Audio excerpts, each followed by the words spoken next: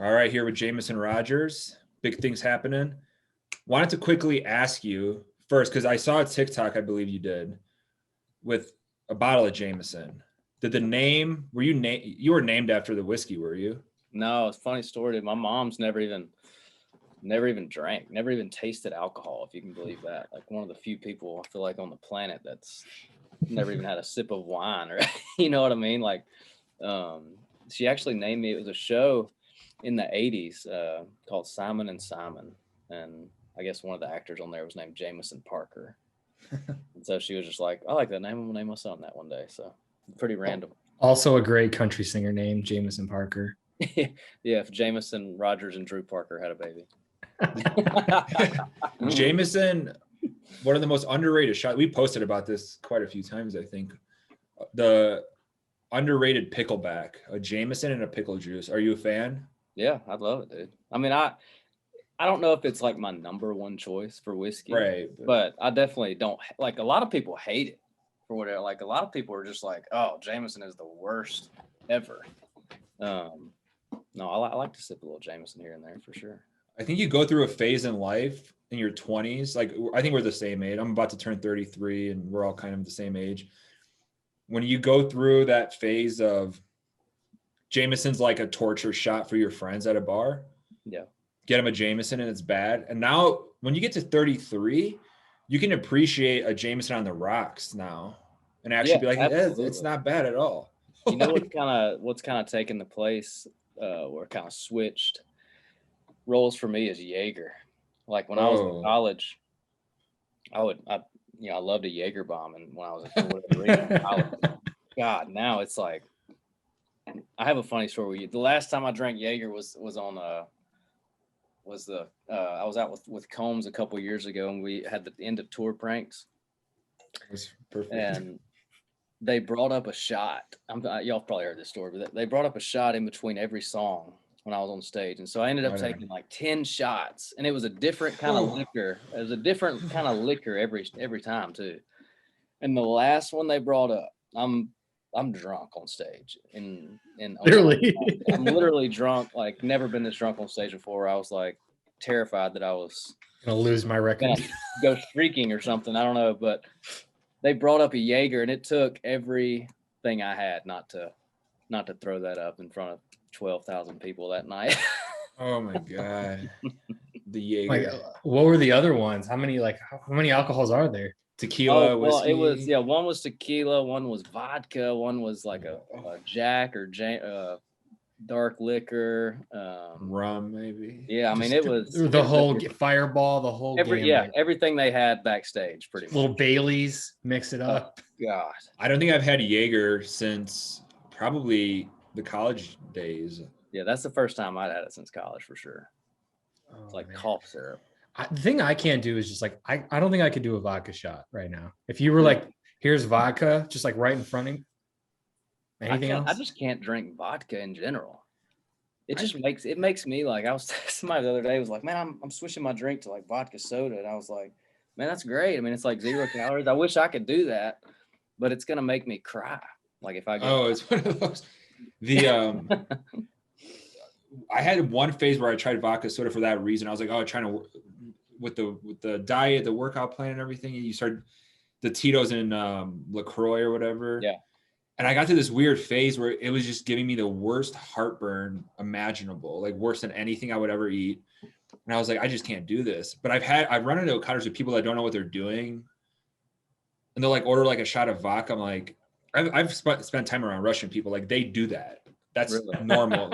Oh yeah, before they eat for breakfast, and then you smell the pumpernickel bread, and you chase it with that. It's like it's a whole thing there. But I was just around people who were like, oh, what do we get? Oh, vodka. Like you were dumb kids. Right. That's not what you do. Like it's just, especially when it's cold and like thick and you're Grey Goose. I remember that happened once at a bar. Somebody got a Grey Goose shot. I was like, what are you doing? I can't do this. I feel, oh God, the worst was meeting like a pretty girl at a bar. You were single and you're like, oh, let's do some shots. What do you want? Grey Goose. It's like, no, I'm not ordering. No. Yeah, Grey Goose, and then you kind of lock eyes with the bartender. Well, Was Jaeger bombs the thing with the big viral YouTube video where he's like 2 Heinekens? Is that the Jaeger bomb thing? Yeah, the Jersey Yeah. Shore guy. Oh man, that was. But The the game- pranks thing, right? Wes, weren't we just talking about before this? I'm like that the Luke Combs prank type stuff, and I mean, yeah. did he do a bunch of those, or was it that what like one of the main ones just to kind of No. get you? I think that was really the only one, and I didn't really know what to expect. I'd never been on a tour like that, and so you kind of hear, over the years, you just see other artists coming up, and they're like, "Man, just got pranked, into tour prank," and so I was nervous, like, because I was like on stage in front of 12,000 people. I was like, dude, he's about to. Combs is ruthless too. He just I felt like I was like the little brother out there that just got picked on every day. So I've made the band, and we took like 3 shots before we went on, because I was like, let's be loose when we get out. Tie one on tonight. And that was a mistake. Yeah. What other kind of shenanigans did you guys get into on tour with Luke? Any war stories? No, not too bad.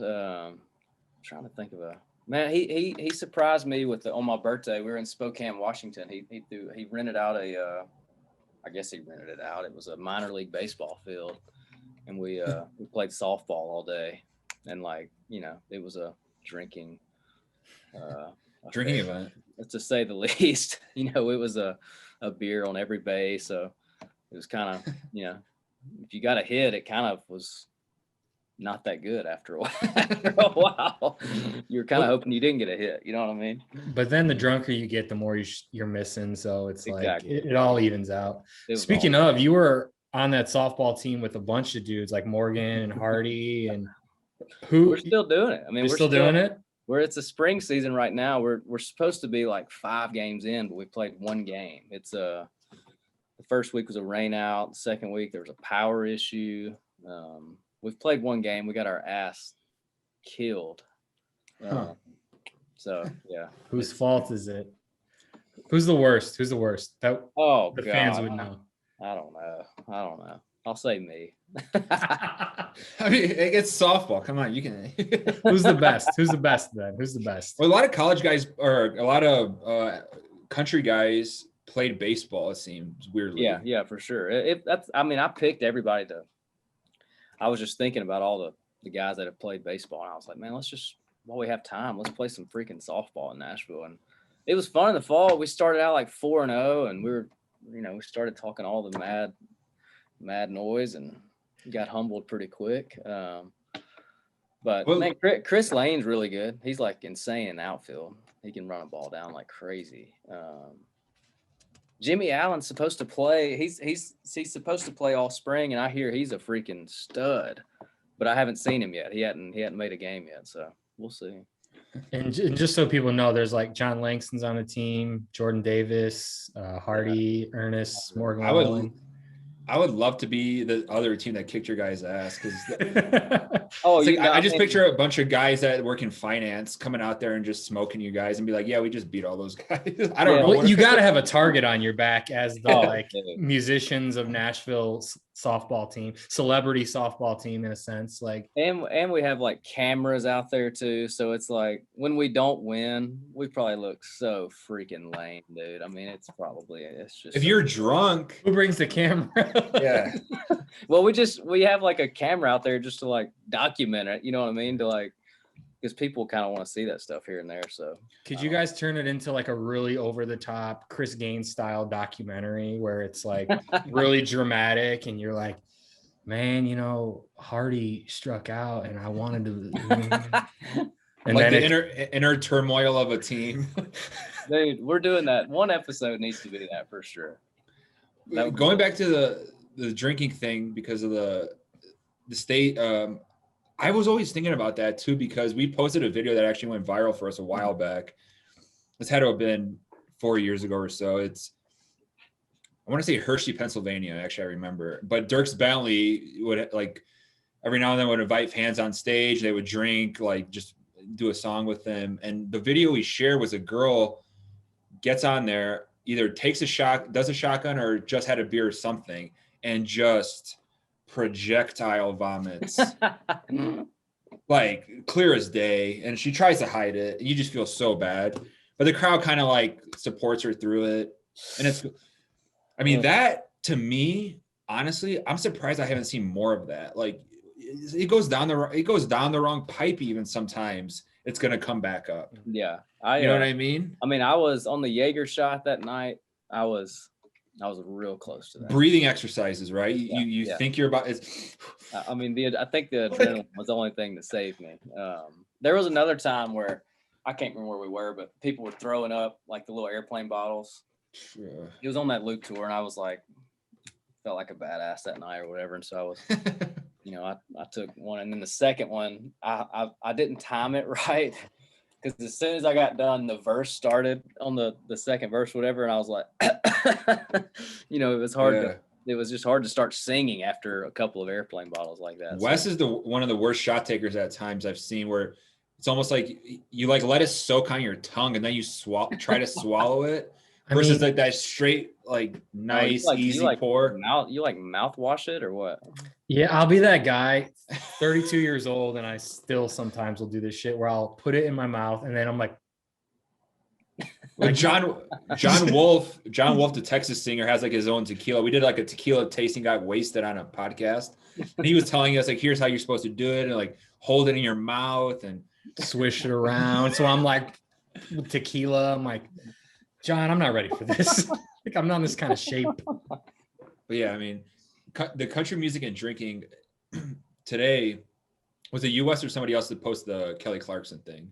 Yeah, I posted that one. That's hilarious. I don't know. Jameson probably doesn't know this story, but it's yeah. Even like kind of speaking of like puking on stage, and Kelly basically told a story about how she had to like take a shit really bad on stage, and ended up going back around like behind and just grabbing a garbage can and just. You're lying. In her words. No, he's not lying. This is Kelly Clarkson. Clint Black, right? She's talking to Clint Black about this, because Clint was like, who hasn't peed their pants on stage? And Clint's got a few more years on you, so I don't know if that's happened to you yet, but I've gotten really close to pissing my pants before. I mean, I got really close to pissing my pants on a podcast with Grady a couple weeks ago. Yeah, I was really close. But Kelly ran backstage to her like change room, kind of change station, grabbed a garbage can, and in her words, direct quote, destroyed that thing. Dude, I'll never be able to look at her the same again. Well, and then Clint Black responded, I'm just trying to visualize this. Give me a second. Like, why? This is on her show, right? Yeah, this is on her show, on the Kelly Clarkson show, which is pretty awesome. Fun. Yeah, she's funny. Yeah, she's funny. She's fucking awesome. I love her. But like, just has anything like that ever happened to you, or have you ever heard any horror stories? Have you seen the photo real quick with that? Have you seen the photo, the really classic photo of the guy running a marathon, and his legs are just covered in shit? Dude, I must have been living under a rock or something. So there's a really famous old it became a bunch of memes. This is probably 10 years ago, but it became so many memes because the reaction of the people watching the marathon, like when they would see the guy run by, and he's just, one of these runner guys that has the little like booty shorts type, like skinny guy with a tank top with a number. He's all like serious, but his legs are just complete diarrhea. Oh my God. And he just keeps going. He's just like, dude, fuck it. I'm already almost done. He's like, I might as well just finish this thing. I'm already embarrassed. Now, if I walk off the court, if I walk off the trip, like I put 23 miles in, I'm not stopping now. I'm tapping out if I shit my pants, dude. I'm but even out. I don't care what I'm doing. I'm out. How has that not happened more often? Even Shania said she peed her pants like 4 times on stage. What?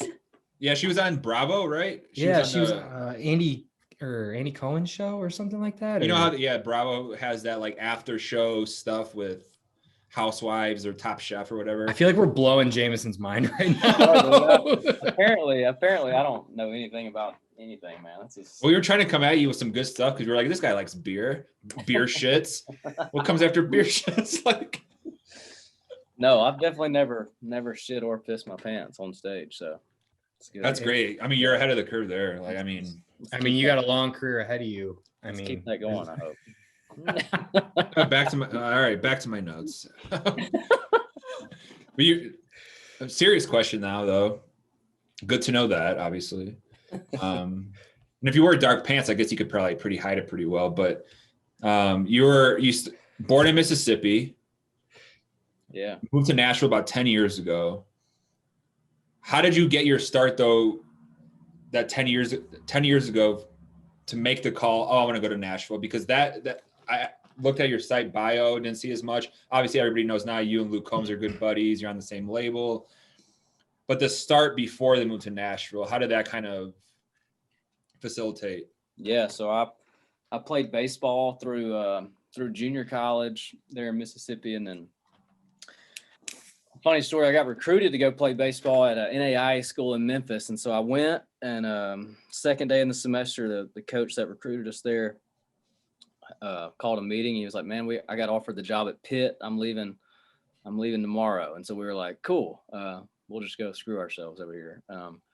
Anyway, so long story short, I just decided it was kind of over with baseball for me. So that was that. And I was a late bloomer with music. That was kind of when I just started playing guitar and singing. And so I just was like, man, I'm just going to chase this music thing. And so I went down to Southern Miss. I had a buddy from junior college that was playing baseball down there. And so he had a room open. And so I go down there, and one of the roommates was Brian Dozier. I don't know if y'all know that him. He played in the major leagues for 9 or 10 years. Yep. He just retired this year. He was a roommate. He pretty much taught me how to play guitar down at Southern Miss. And we had another guy who did like spoken word poetry. I know that sounds so weird, but he won like Southern Miss Got Talent, dude. He was insane. He was like Eminem on stage. It was a wild. Damn. Anyway, so it was like us three got together. We started writing a few songs, and people would start requesting these songs at like house parties or whatever. And so I was hooked, and we put a band together called Silky Smooth. Y'all know Adam Doliak? Oh yeah. Not personally, but yeah. Yeah, you know who he is. He was actually the drummer in the band. This was like 2009. He didn't even sing really at the time. And then, years later, he moves to Nashville and is an artist that's signed to the same record label as me. It's just strange. Anyway, so I talked the spoken word poetry guy into moving to Nashville. I was like, I did not know a person. I didn't want to just move here by myself. So he didn't really have any plans to do anything. Spoken word game wasn't. Yeah. And so we just came up here, man, and I started going to every open mic night I could, and that's where I met like Hunter Phelps. I met Brandon Lay back then. I mean, I've met pretty much probably 80% of the crew I hang out with now from, those kind of nights. And so busted around Nashville for, I think it was 4 years before I got a publishing deal, and, just working random jobs, worked at Dick's Sporting Goods, worked at FedEx for a while, random office job, just part-time stuff, just so I could write during the day and kind of just barely get by. And I would go back to Mississippi and play acoustic shows and whatnot. And once I got the publishing deal, that kind of helped me out financially. And so got to quit all the bullcrap jobs and just put my head down and learn how to write. You know what I mean? And so, fast forward a year after that, I put out the very first EP with like Midnight Daydream and those songs on it. And that's when Combs hit me up. Girls That Smoke. Yeah, Girls That Smoke, River Runs, and Rehab. But Nicole, that was when they were just barely. I think they had just started dating. She had heard Midnight Daydream and sent it over to Combs, and I didn't even know who Luke Combs was. I mean, this was before Hurricane was a hit for sure. Probably, I mean, it was before he was even on the radio. And so he sends me a message on Instagram, of all places, and he was like, dude, love Midnight Daydream. Let's write sometime. And I had to ask some of my buddies who he was. Like, he had a blue check mark, but I mean, I had never heard of him. And so they were like, yeah, dude, he's got this underground thing going. You should probably definitely write with him. And so him and James McNair wrote a half a song. I don't even think we finished a song that day. yeah, just became buddies. And, you know, fast forward a couple years after that, I've been on the road just building it one fan at a time, you know. And I put out the Some Girls EP, and Combs loved it. And that's kind of when he asked me to go out on tour with him. So he's definitely, probably the biggest reason I'm where I am now. It's crazy. That's awesome. Real quick side note, you mentioned Brian Dozier. Is it Dozier? Is that how you say it? Yeah, Dozier. Really shocked me because I knew that I know the player. We're big baseball fans. Yeah. 192 career home runs. Dude, I know. Dude, what the fuck? Wild. That's a lot. Like he didn't even hit a bunch of home runs in college. That's why it was just so mind blowing to like. Was he like a Jason Kipnis? Like, remember Jason Kipnis? Yeah, I think he just retired. He played for he finally came to the Cubs for a year. And yeah, he played I was for Cubs fan. Indians, yeah, right? Yeah. But it's like, yeah, dude. I mean, Dozier was just like low key under the radar, hitting like 30 bombs a year. Like I was just, like a Dan Ugla. Yeah, he played for the Twins, just like not a big market team. You know what I mean? So, and it was funny. He actually ended up going. He played for the Dodgers and the Nats when they won the title, and he was just saying how much, you know, how different it was playing for the Dodgers. Like you have to show up 3 hours before you would like in Minnesota for press and stuff. And I'm just like, dude, it freaking sucks. Oh, I can imagine that. Yeah, based on the People, market. I mean, I never really thought about that. Like, you know, you play for the Dodgers, Yankees, probably Cubs. I mean, you're probably having to you're doing more work than other teams. Well, the thing, and obviously like in 2016, we finally got our dream of, I'm in Colorado now, but Wes and I meeting in college, huge Cubs fans our whole lives and everything. Yeah. And so when the Cubs finally won with Joe Madden, it was just like, we'll get back to the Luke Combs story too. But the reason the players loved him was he would let players come in 30 minutes before the game started. Yeah. No batting practice. They would walk in an hour before the game, no batting practice, and there's penguins walking around. There's a petting zoo that he put in the outfield. A boa constrictor. Yeah, so he would do weird shit like that. I took my drummer to avoid the big market stuff. I took my drummer when Dozier was with the Nationals. We went and watched them one weekend. They were playing the Cubs, and I took him, and my drummer was like he's the biggest Cubs fan ever. And so he was like, you know, Dozier got us on the field. We were going to get to watch BP from behind the cage or whatever. And for Joe Madden at his finest that day decided that they weren't going to take BP. Yeah. So like, we didn't see a player until like inning 1 started. Like, it was just like, cool. Yeah. They just like go play video games or some shit. Yeah. But the Luke Combs stuff is really interesting because you talk about a career trajectory, too many beers here, that hits pretty much unheard of, maybe Morgan recently, but if you look at the last X amount of years, like what Luke Combs has done, it's crazy. And like now, like one of a lot of songs about beer. Okay. So that's like a little bit of a complaint here, but he's able to have fun with it, make fun of it. Do a song the other day with a guy with a beer case on his head. Yeah. But for me, I think the reason it works is he harkens back to that time of people like our age, the 90s. And it's just like a no bullshit approach. He's a regular dude. That's the biggest. It's just like, it's not, we've met a lot of, we haven't met everybody, but we met a lot of people in the industry that are artists. Yeah. And our biggest complaint, I don't want to speak for Wes, but for me is when somebody, it's so obvious they're like reading from a script, like it's fake. It's not real. Yeah. You're like, I want to be like, hey man, like snap him out of it. Hey, you can just talk to me like a guy, like we're just having a beer. Yeah. Like, come on. So, even Nicole's awesome. She's commenting on her Instagram, and it's so refreshing for me to have those type of people like be the big stars now. Yeah. So I think that was, and for you, did you sense that early on? Oh, this guy is just completely the real deal as a person. Obviously, as an artist, he's really great, but as a person, and more importantly, like this guy ain't fake. Oh, dude, I call him the people's champ. You know what I mean? He's just, I think people were just craving real. You know what I mean? Especially when he came out. What was that? That's been probably, I guess, 5, 6 years ago. Yeah, It was a lot of 2016. like, shined up, shiny stuff. You know what I mean? And so it, yeah, he's just as down to earth, dude from North Carolina that wrote some badass songs and can sing like crazy. You know what I mean? I think people just relate to him. It's funny, dude. Every night there was like 20 dudes in the pit every night that I was like, is that Luke in the pit? Oh, right. Like, you know what I mean? You see a lot of Like, those, yeah. Yeah.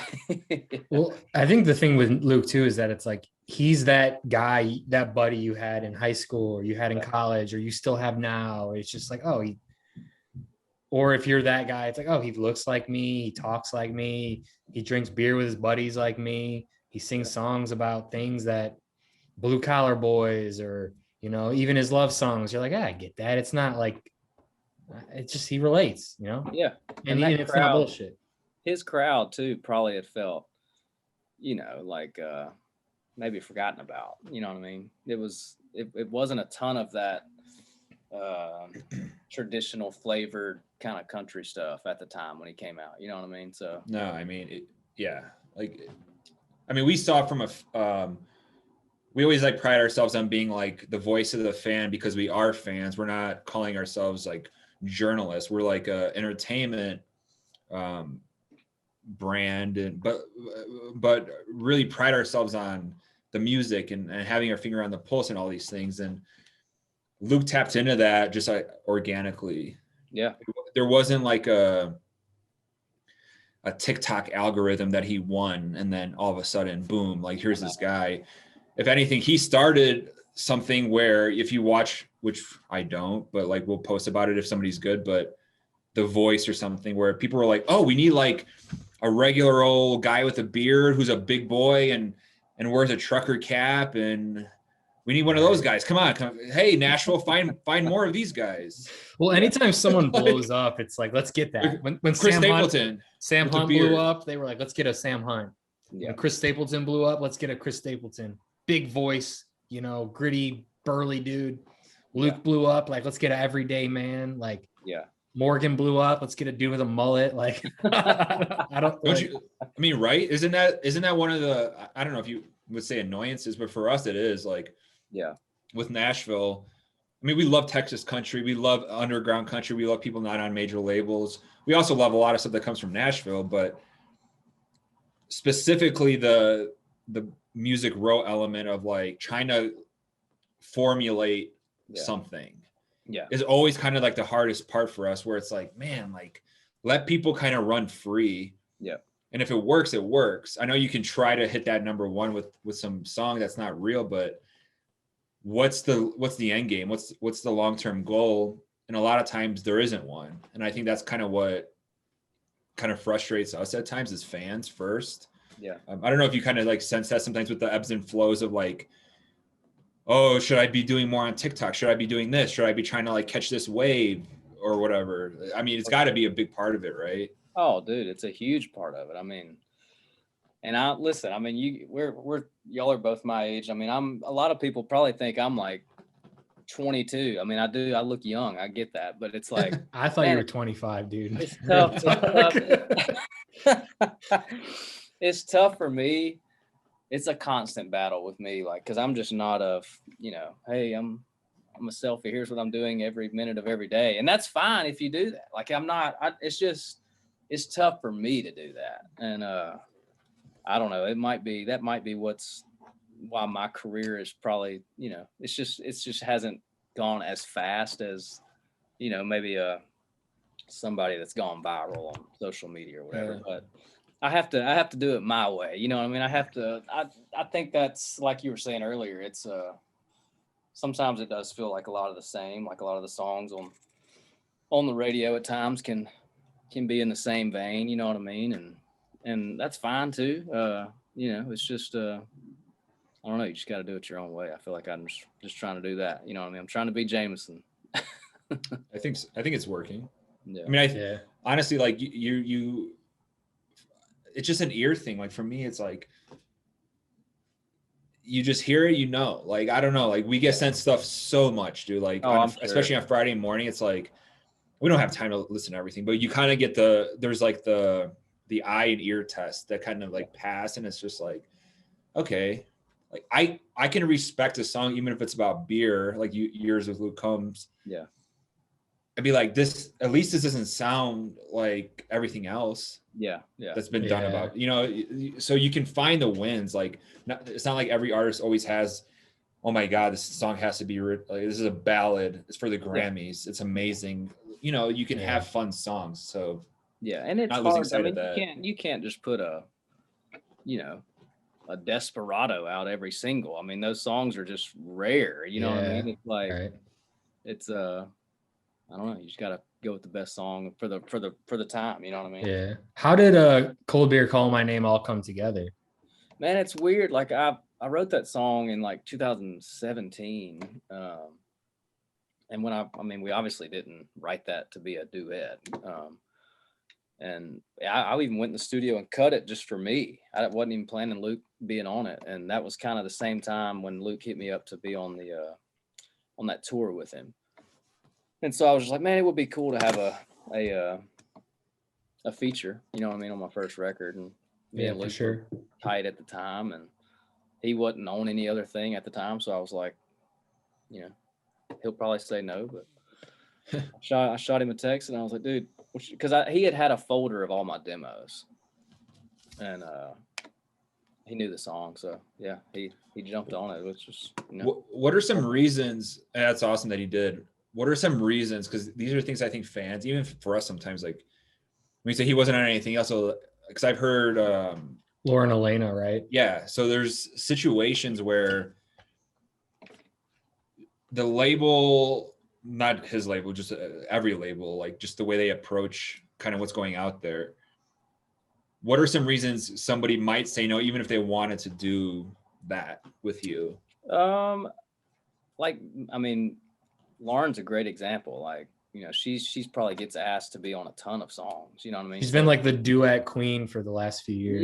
Yeah. And here's a good example. Like, I had hit up Hardy. Me and Hardy he's one of my oldest friends in town. And we wrote a song, and I was thinking about cutting it, and I was like, would you even want to sing on this? Like, if I cut it, like, no pressure at all. And he was like, man, I just had the Devin and Lauren single with One Beer. I've had all the Hicks tape songs with features. I probably need to just lay low on singing it. And I was like, dude, totally.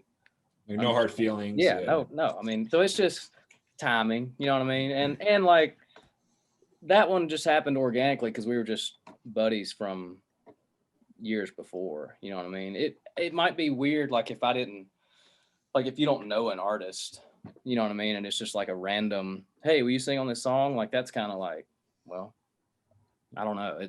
I've never been in that situation, so I guess it's just different. Yeah, I imagine for like with Luke and Eric on that one, did he just like reach out to Eric and be like, hey man, do you want to write on this one or sing on this one? I'm trying to remember that. I'm trying to remember too. Like, I don't know if that story, did it come out? I feel like I'm blanking on it. I think you just kind of like send it to him and hope he listens to it and is like, okay. That sounds right. I mean, Luke, me and Luke like worship Eric Church, you know what I mean? So it's who doesn't? And Luke and Eric are from the same area, right? So that probably played a.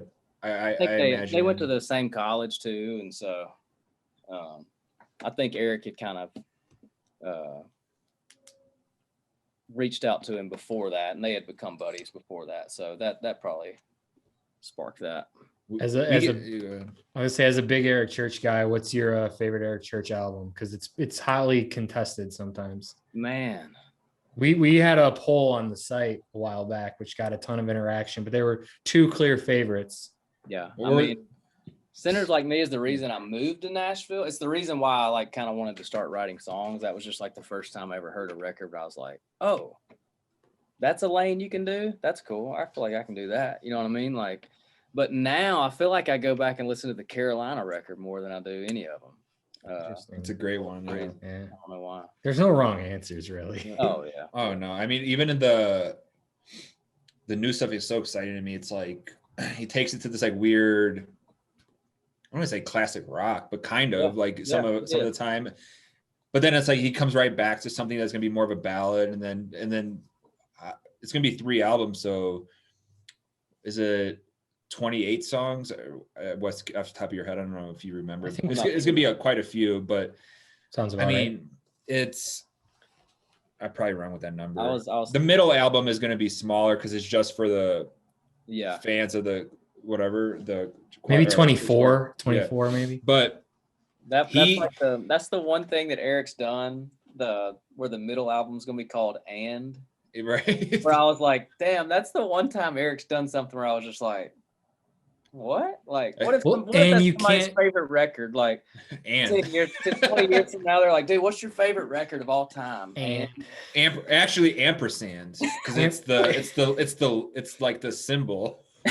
And it's only on vinyl for his fan club. Like, you can't, that part is badass, but it was just funny, like, what's your favorite record, dude, of all time? And so, well, I had to go get a record player to listen to it, but it's and.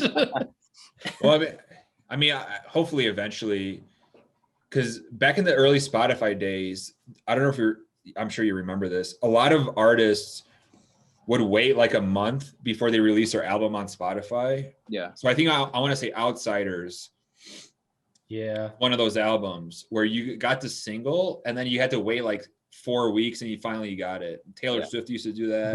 Big machine artists would do that, like Brantley Gilbert, Justin Moore, Thomas Rhett. It's not a thing anymore because the world has changed quite a bit, but I almost wonder if it'll be similar with that, where give it to them first, wait a little bit, and then you got to put it out there. Because don't think I was making fun of him for that. That was just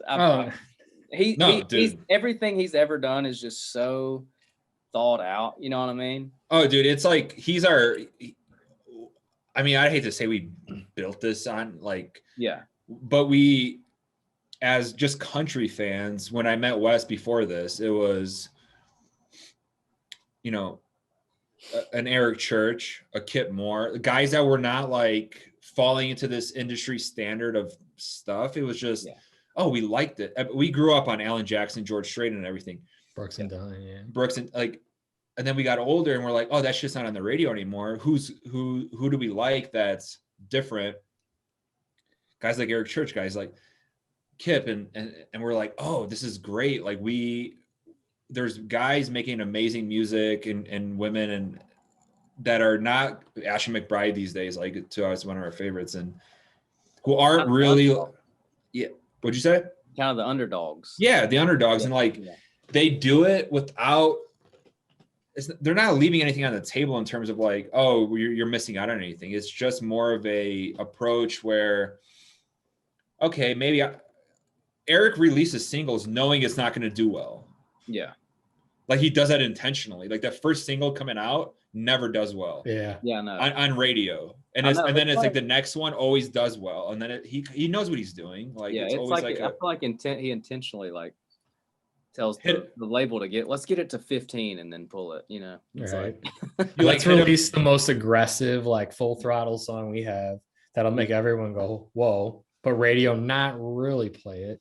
Yeah. And then we'll hit him with I think the when he made the decision with Smoke a Little Smoke to be a single, I feel like that's when his career kind of flipped, you know what I mean? Because he's the only artist I've ever watched start to finish. Like I guess he hadn't finished yet, but I literally watched him play for 20 people in Oxford, Mississippi when Sinners Like Me first came out.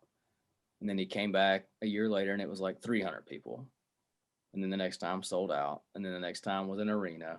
Then the next time was, Nissan Stadium. And I mean, it's just like, that's the only artist I've ever watched from, the whole cycle like that. It's pretty cool.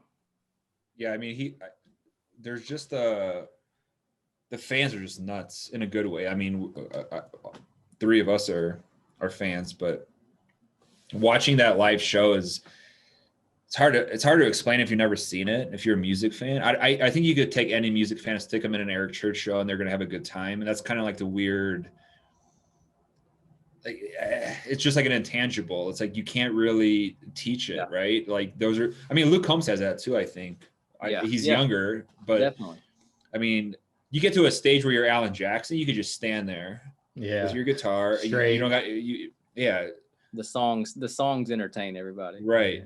But we have very few like natural like entertainers, I feel like, these days, that are just like hit a home run every time and engage with the fans. I mean, Kenny Chesney too, obviously he does that whole football stadium thing. And I mean, I can't even imagine. Can you imagine playing we saw Kenny at Soldier Field for like 50,000 people or whatever. Can you imagine playing to that many people and still feeling like you're doing what you grew up doing? It's gotta be challenging, right? For sure, dude. For sure. I mean, Eric's even talked about it. Like it was a weird transition is how he says it, like from going from clubs to arenas. You know what I mean? And I'm in the club phase right now, so it's hard for me to even. I mean, I got to go open for Combs in those arenas, but nobody knew who I was. You know what I mean? It was like I was just going out there, kind of chip on my shoulder, trying to win fans. And so the clubs, you know, it's kind of like, you know, these are my fans, but it's not. You know, it's a lot. I mean, it's you know, 1,000 people or so, or, you know, whatever it is. And the energy in there is just insane. So sometimes I feel like you kind of lose the energy in those big arenas if you're not, you know, if the show's not right.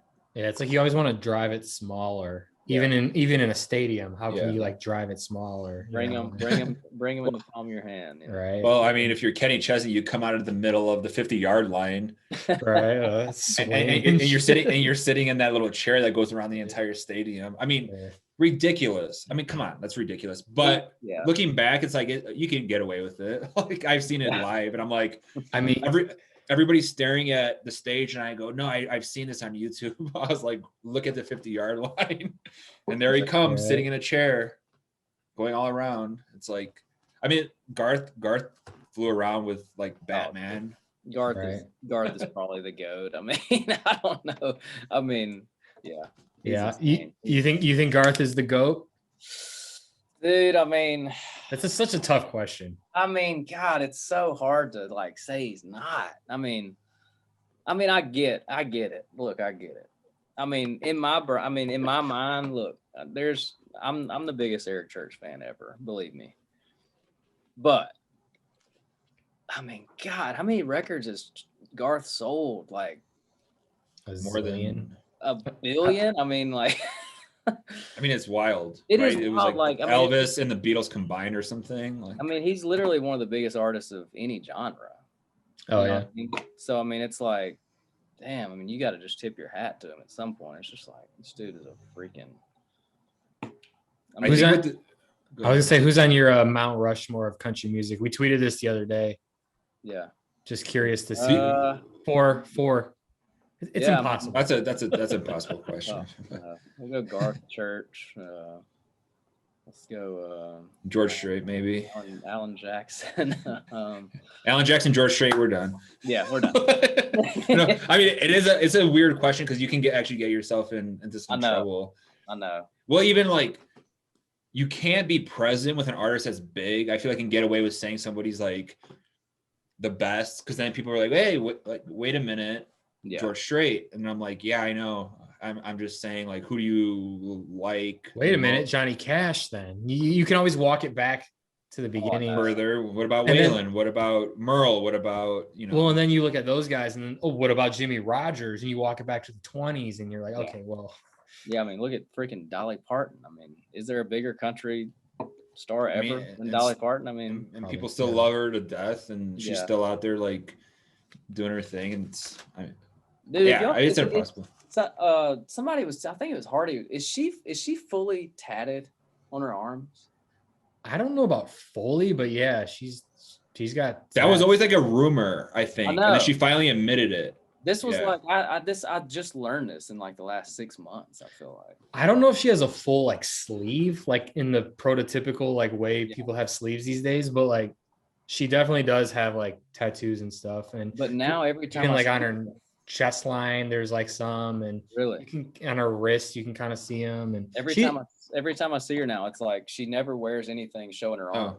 No. She's like tags. But it's like she admits it. I think she did. Yeah, she did. But doesn't show it. Yeah. Which is kind of like an interesting thing. It was like a rumor for, I think, for a long time. Like, is she all like tatted up? And it's like, she said butterflies and stuff. Yeah. Right. She's like butterflies and flowers. She was like, they're all really tasteful. That's what she said. Huh. Which I don't know. Like, what do you mean not tasteful? Yeah, I know. You got like a, yeah. like what do you got like? Yeah. What What does that could mean? what's a not tasteful tattoo if you're Dolly Parton? I don't know. Like the Playboy logo. I don't know. She might do that. She might be doing it again. Yeah, I mean, no way. Yeah. she wanted to. She said she would like to be on the cover again. Wow.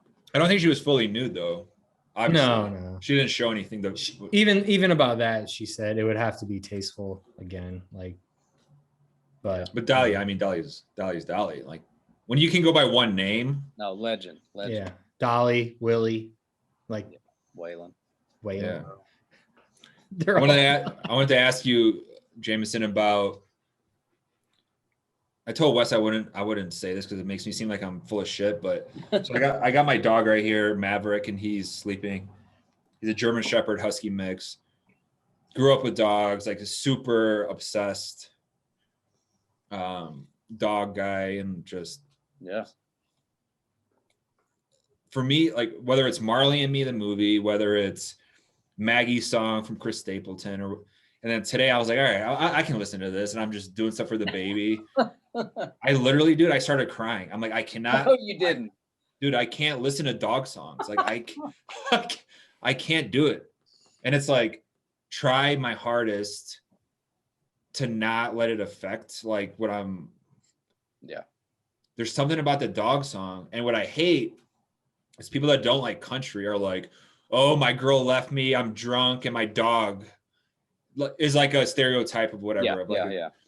But I'm like, there's actually not that many like sad dog songs, not good really ones not. at least. There's really not that many. But obviously the Stapleton one recently is a soul crusher. And then today yours, like, I was like, God damn it. Like, it's like, I can't even like, but did it come from a real place? Cause I didn't see the backstory.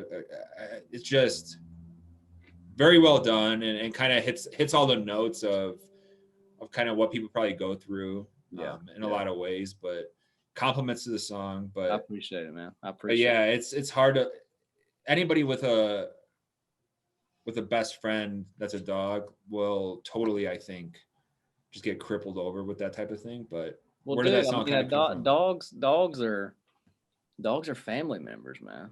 You know what I mean? I'd say the majority of people have dogs for more than 10 years, probably. I mean, I don't know what the stats are on. I don't know what does a dog usually live? More than most girlfriends. Yeah. That's what Garth would say.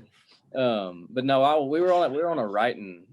I rent a cabin east of Nashville every year, right after Christmas. It's always the first thing we do, and I take some of my favorite writers up there, and we write for a week. And that one came from. I don't have a dog right now. I grew up with dogs, like you were saying. I always had a lab. I just had a bunch of labs growing up, and so it would be unfair for a dog for me right now, just because y'all know how it is for a new country artist. You're just never at home. But I guess I have been the last year, but I'm about to be gone again. But anyway, we were on that writing retreat, and my buddy Hunter Phelps, who was one of the writers, had just gotten a German Shepherd, and he had that idea. He was like, man, I got this idea called Good Dogs, and I just want it to hook like good dogs don't live long enough. But he was like, I have no idea how to do the chorus or whatever. And so we're thinking, I was like, man, what if you just did like, talked about other good stuff, like, the trucks and the buddies and, a good woman. And it fell out of the air. I mean, like in probably an hour or two, that song was done and we were all crying in the cabin. Because even if you don't even have a dog right now, it just puts you in a place with like a dog you grew up with, or you know what I mean, or like, yeah, it just hurts. I don't know. It's just one of them songs that hurt. And I've never done a song like that, so I was. Right now, I'm getting all like teary eyed. I'm like looking at him napping right here to my left, and I'm just like, God damn it, like, son of a bitch. But no, here's the compliment too, where I brought up like Marley and Me, but there's like a dog's journey. There's all these movies, right? That really do a really good job. Or there's books too. Obviously, Marley and Me was a book first, I think. But if it's the movie's 2 hours or whatever, the book takes you however long. For a song, say it's 3 minutes, and in that 3 minutes, you're able to kind of get the same reaction. Of a 2 hour movie. To me, that's like almost more intense. Yeah. So that's kind of where I'm like, holy shit. Like my wife was saying she was driving to the grocery store like yesterday. She still can't, she yells at me if I'm not playing it intentionally because I don't want to listen to it either, but Stapleton's Maggie's song, it's Maggie's song, right? Maggie's song. Yeah. And she's like, oh, this is so good. She loves Stapleton. But she's never listened to it because she knows exactly when I say, oh, wait, I start screaming. I'm like, no. I was like, that's the dog song. So because I know she's going to break down. So then she's driving, so she's not changing the shit. And then she's like, oh, my God. And she like freaks out, like turns the volume down. It's like, it hits you so hard right away. Well, especially if like people like, if you rescued a dog, if you've had like, you talk about the back, but even if you've never had a past incident, life with a dog, if you're an adult and you adopt one or you get a puppy or whatever, and you kind of even are at the early stages, I mean, shit, man, that like, it's like a child. No. I don't call him a dog. I call him like a person. Like, yeah. I mean, they're like, they're family, man. They're family members. You got a dog, Will? totally.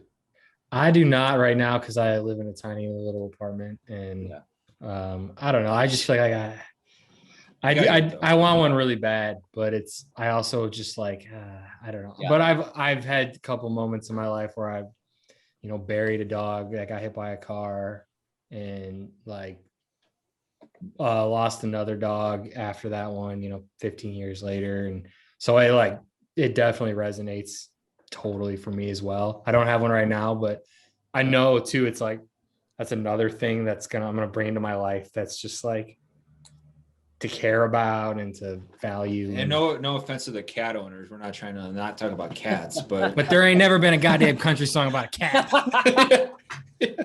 That's true. I mean, come on. Do you remember there's a viral video? It was years ago when YouTube was blowing up, I want to say, and it was a guy walks in like a Marine. He's like dressed in his like uniform, and he has a cat, right? Isn't that the one? Yeah. And then he's like excited. He's like one step he has a dog, one step he has a cat, and the cat just looks at him after he's been gone for 2 years. She's like, just stares at him, walks away. And then the next one he walks in, he's got the dog, and the dog goes ballistic, and it's just like. I mean, Eric Church, I believe that dogs are better than cats. I mean, that's ballsy to put that line in a song. I know. Right. No. I don't know if he's trying to get too many cat fans in the. I have a hard time trusting people that just have a cat. You know what I mean? There's always that. Yeah, there's always that. What's going on here? It's like, are you a serial killer? Are you? Luke's got cats. No. But he's got a dog. They rescued a dog. About cats only. They rescued a dog, and they rescued like an old dog, which is awesome to me. Yeah. Oh yeah, so JoJo. Yeah. But I mean, great song, and it just hits the emotional. It pulls the heartstrings, man. But the EP, I don't have the date here. It comes out end of April, right? Yeah, April 23rd. So you have multiple songs in there. Anything the fans should know about kind of some of the other songs you did and who you wrote with? And I haven't put out new music since 2018. So I mean, it's some of my best writing over the last 3 years, and I think the title track, "In It for the Money," I feel like people are gonna really dig that one. What's the story behind that one? Because the title really stuck out to me when I see that.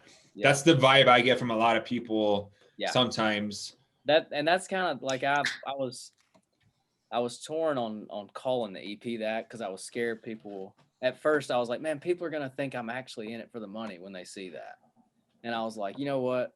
It's probably gonna make them listen to it, and then when they listen to it, they're gonna realize that's not what it's about. So, man, that song is just about how I would literally just do this for just getting by salary. I mean, I don't even know what else I would do. I've never had a plan B. You know what I mean? So, I mean, if I just got to wake up every day and write a song, even if I was just a songwriter, I would be totally fine with that. You know what I mean?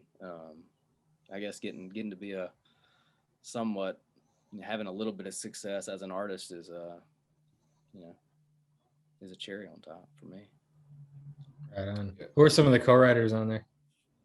That song is me, Hunter Phelps, Brent Anderson, and Jake Mitchell. Actually, the same writers on Good Dogs. Jake Mitchell's on all of them. He helped produce the record. He's just one of my good buddies here in Nashville. Hunter's on a lot of them. Smith Onquist is on a few. Let's see. I'm having a brain fart. Josh Miller's on one or two. Yeah. Brett Tyler. I don't know if y'all know these guys, but yeah, we know. Yeah. We know Brett Tyler pretty well. Yeah, I've met him a few times. Yeah. So I'm gonna bring it back to where we started talking about beer and stuff. Quick hour here we had. What's your go-to beer? 1, 2. What beer do you think gives you the worst hangover? And what's your favorite like marathon beer? Or if you're gonna be drinking beer all day, you go to that one. I'll go with Miller Lite as my go-to now. Probably a Bud Heavy for the worst hangover. I hadn't had a Bud Heavy in a minute. You know what? Real quick, you know what we've discovered through research is the best non-hangover if you can deal with the skunkiness a little bit? Heineken. Oh yeah. We switched to that when we turned like 30. Okay, like everybody in Europe, this is like the European version of like Budweiser, so to speak, in some ways. So it's like, let's give it a go. We've read that the ingredients are super pure. There's like 3 ingredients. It's all like, there's no color added. There's none of that. Like in America, they add color to the beer and stuff. It's weird. I've never really just crushed a bunch of Heinekens. I'm telling you, you'd be surprised. Like the first one, you're gonna be like, whoa, this is kind of dad beer skunk. But I started liking that. I started liking that skunkiness. So I mean, is it kind of like Rolling Rocky? Is that the kind of vibe, or is it? It's a little more high end than that. I would say it's more like more bitter than that. Like a German beer, even though it's Stella-ish. Yeah, like a Stella more, like one of those types. So, just if you ever want to experiment, you might be surprised. That might be my next marathon beer. I don't know. Marathon beer, like that's a Busch Light these days, or When I was growing up, it was Natty Light. That's what everybody drank in Mississippi. Well, we have a deal with, we work with Natty Light for some of our shirts, which are, we got to send you some stuff, by the way. We have a lot of cool t-shirts. Sure. I think you'll like, but Natty Light's that great, like Chicago didn't sell where we went to college. Yeah, no, it was never really a thing. Even like where I grew up too, I always joke I grew up in the Busch Light belt. Like it was that Western Illinois, Iowa border area part, like Busch Light, that's Busch Light country. Like they love that shit over there. Yeah. Miller Lite was like frowned upon. That's a sin. You don't drink Miller Lite. It was actually frowned upon when I was in Mississippi too. Nobody drank Miller Lite. I guess it's just grown on me. A lot of people here in Nashville drink. But I will say, as soon as Miller Lite went back to those white retro cans, I was like, I want to drink that. I know. And I'm like, I feel like a little bit cheesy being hooked by like a marketing ploy, but my God. That's research. Yeah. And I always talk about this because it's just, they literally just were like, wait a minute. They saw what was going on with retro, throwback, vintage, just in general, not just beer, just everywhere. They look so clean right now. Oh, I want that white can. It's part of the reason the beautiful Coors Banquet here. I mean, this is one of the most underrated beers in the world. Not a bad hangover. Yeah. Sam Elliott beer, you get that vibe from that. But then I look at Coors Light. I'm like, it could use some work. Let's go back to the old ways. This is good. I don't need the Blue Mountains when it's cold. I don't need it. Yeah. I don't know. I feel like Bud Light needs to do that too. I feel like they need to go more vintage. It's too like, oh, here's a commercial with they're just slick. It's slick right now. Yeah. I like my beers to be like old. Yeah. Schlitz. Right. Have you ever had an old style in Chicago? No, the dude, I can't believe you just said Schlitz. That's I was literally back home this weekend, and me and my dad were walking. We were out on the farm and like walking down the river, and found an old Schlitz beer can, like an old one. like an from old 50s. I mean, I don't know. Kind you had to like I mean, around. it was like the weird shaped Flat. It's like a drink box hole shaped stuff. almost. Yeah. Yeah. It was. I mean, it was just so strange. What about PBR? That's a weird one where PBR guys drink that, old men, Yeah. guys mowing the lawn, and then all of a sudden, fucking Trevor on his single speed bike started drinking it and started making it cool at the hipster bars. Yeah, with his man bun. With his man bun. And I'm like, wait a minute, this is a PBR. This tastes like you melted a tire and paper clips and put it into a can, and I'm drinking it. Now it's cool again. When I first moved to Nashville, that's what I would drink because it was the cheapest beer. And you could get a 30 rack. Oh, if you get it if PBR for me is like you get a fresh one. You need a fresh one. A very specific time. Yeah. You get the PBR the right time, you're like, wow, that's good. But you get it at the wrong time, you're like, what the hell is this? What is this poison in my soul? But I like PBR. Yeah. There's another famous movie, Blue Velvet. It's like some creepy movie, yeah. Where he's like, Heineken, fuck that shit.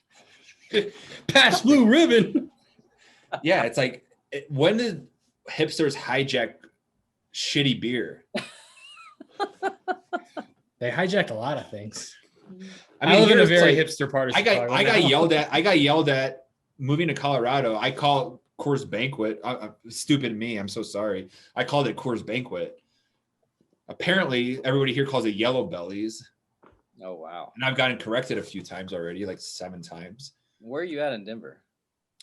I'm outside of Denver, Highlands Ranch area, like Littleton, close to a lot of like Chatfield Park and stuff. And my wife and I are just gonna explore and figure out where we want to end up. But just to have more yards, and I can see the mountains through this window right here. Awesome, dude. It's like Colorado's freaking awesome, man. I keep telling Wes he's got to get out here, and every artist we talk to in the podcast, I'm always like, when you come back, whether it's the Grizzly Rose, whether it's one day playing Red Rocks, whether it's the basketball stadium, whether it's whatever. The Pepsi Center, what do they call it these days? They changed it again, I think. I know. Bell Center or something like that. Yeah.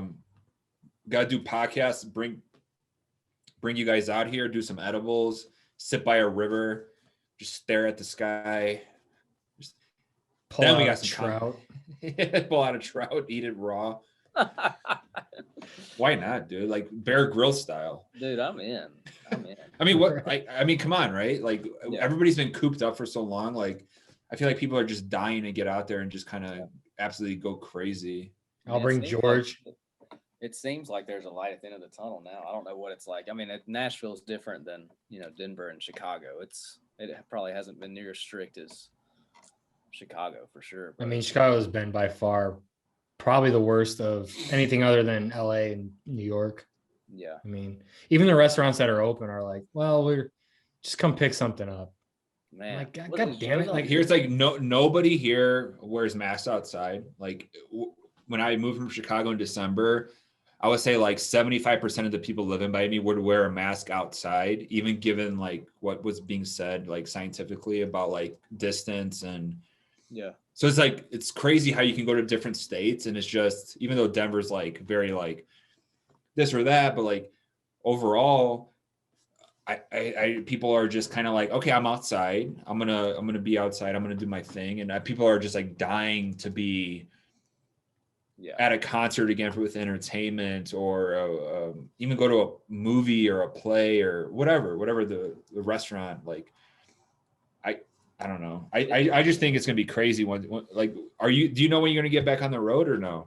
I mean, my first show scheduled right now is the end of May, and then if we can and then it's spotty in June, and then once July hits, it's on. Are you resuming like a tour or anything like that? You're trying in the fall? I am. I rescheduled the shows like 3 times at this point, but this time last year I was on my own like headlining tour, and we were about a third of the way done, and it just curtain got dropped. But so I'm hitting a lot of those markets again, and along with some new ones. Is like Joe's on weed? Is it? I heard a rumor it was closing. Is it closing or what? I mean, it's from what I know, it's still open. I don't. Yeah. I mean, I don't know if it's closing permanently. I can't imagine that it would. It's just like That's a big venue. I believe that they rent that space now. I don't think Ed, who's the owner of Joe's, owns the building anymore. So Okay. I don't actually know what the plan is for that. I would imagine that they're still trying to do that though. I mean, yeah, that's such a classic spot. I mean, yeah, you think about a lot of these legendary venues like Exit In here in Nashville. Oh yeah, on the verge of closing. I mean, it's just like, I mean, these venues haven't made a dollar since Right. last February. I mean, it's like that's their only way of income. I mean, well, that's why a lot of these artists, a lot of your buddies, maybe even like people like they're all going on to Billy Bob's in Texas to play because they're like, it's open. Like, Yeah. let's do it. Yeah. So, I mean, we'll see how the rest of it goes, but dude, we had a great time. Yeah. Almost an hour and 10 minutes here. Yeah. I'm not even looking at the Crazy. clock, but shit, that was a I can't wait to have some beers in person. April 23rd, In It for the Money. EP drops. Good Dogs is available today. It's a tearjerker. I'm not fucking around with people. It's definitely a tearjerker. Steve refuses to listen to it, but I will vouch for it. I went through all of it once. Yeah, did you? Yeah. Okay. He's never listening to it ever again, but it's tough. Yeah. But dude, James, it was great. It's great to finally chat and meet you. And yeah, man. Right. Yeah, let's do this in person soon. For sure, dude. Thank y'all for having me. Yep. Yeah. Thank you, buddy. See you, man. Cheers. See y'all.